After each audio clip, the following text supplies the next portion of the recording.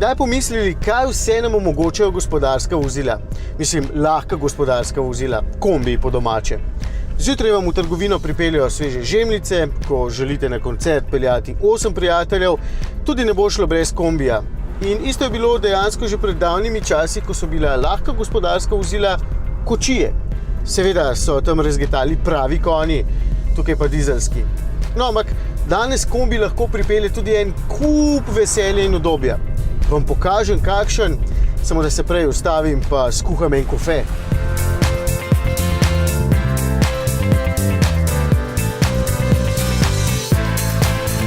Ste kdaj razmišljali, zakaj ljudje kupujejo in vozijo avtodome? Zaradi same vozniške izkušnje sigurno ne, ampak zaradi nagrade potem na cilju, ko lahko uživajo v njihovi uporabnosti, pa v udobju in konec koncev v spalni prostornosti.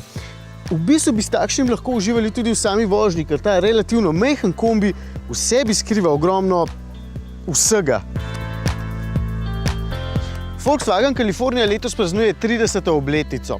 Uradno, sicer so pa že v 60. letih ta njihov kombi zelo radi predelovali, še posebej v Kaliforniji, od tod tudi ime. No, ampak tudi 30 let je precej dolga doba, kar prašte istoka, in zato je tole eden najboljših kompaktnih avtodomov nasploh. Moja žena bi rekla, da je najboljši. Če kdaj zadenem na loteriji, vem, da ga bom moral kupiti. Mogoče bi bilo fajn, da vsaj vplačem kakšen listek, a ne? Ok, vam pokažem par dobrotic, sem tako navdušen, da gremo zelo na hitro skozi, potem pa samo še uživam tukaj le v Trenti, lepo ob Soči. Ok, spredaj deluje kot čisto običajen kombi, a ne? Pa ni. Tale stol in tisti tudi je mogoče obrniti za 180 stopinj, potem uživate v družbi, ki je lahko tamle zadaj, no, ali pa zgoraj. In tudi za diskretnost je poskrbljeno, če treba. Pozabite na ročno odpiranje strehe, tukaj je vse avtomatsko. V bistvu samo tukaj le izberete program. Takole.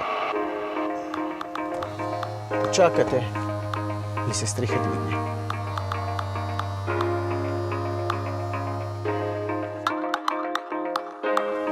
Tukaj lahko udobno spita 2 osebi, celo svoje lučke imata, ko jo ni. Posteljo enostavno dvignem in tukaj lahko stojim. Jaz v bistvu celo skačem. Pa mizico imam, hladilnik, kuhalnik, umivalnik, ogromno prostora, celo tukaj spodaj je en velik predal. No in potem pride čas za spanje.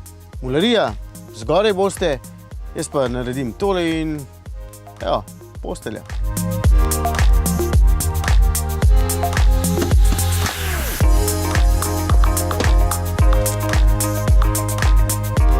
Evo, ampak sred dneva že ne bom noter, sploh pa ne sam. Ni panike. Tukaj v teh vratih se skriva tale mizica, tamle zadaj pa 2 takšna stola. Zakon.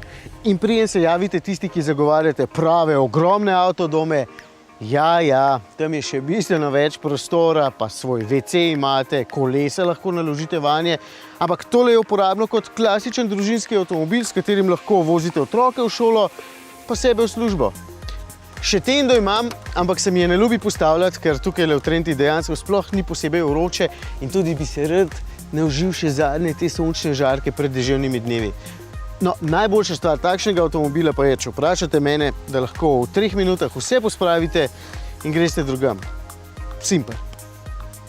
Grem drugam.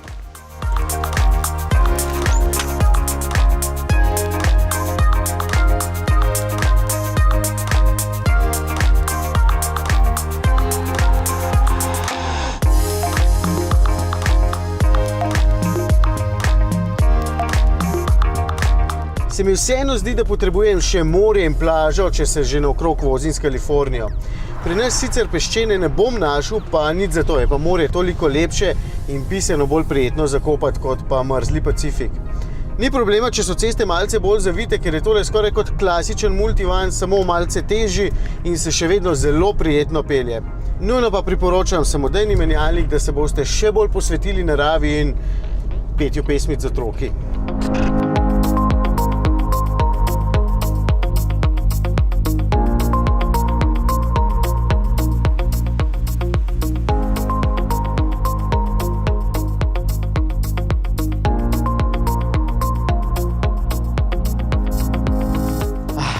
Evo, pa sem tukaj. Morje, sonce, mir. To je pač Kalifornija. No, ne tisto, tole. Zdaj pa res počasi treba nekaj delati. Morje čaka. Tu imam itak sabo, samo priklopim in je. Se pravi, zakon. Gospodarsko vozilo? V bistvu ne. V bistvu je Kalifornija registrirana kot bivalno vozilo, ampak jaz bi uvedel novo kategorijo uživaško vozilo. Dobro, da me žena zdaj ne vidi, ker ji težko vedno razložim, kako zelo garam.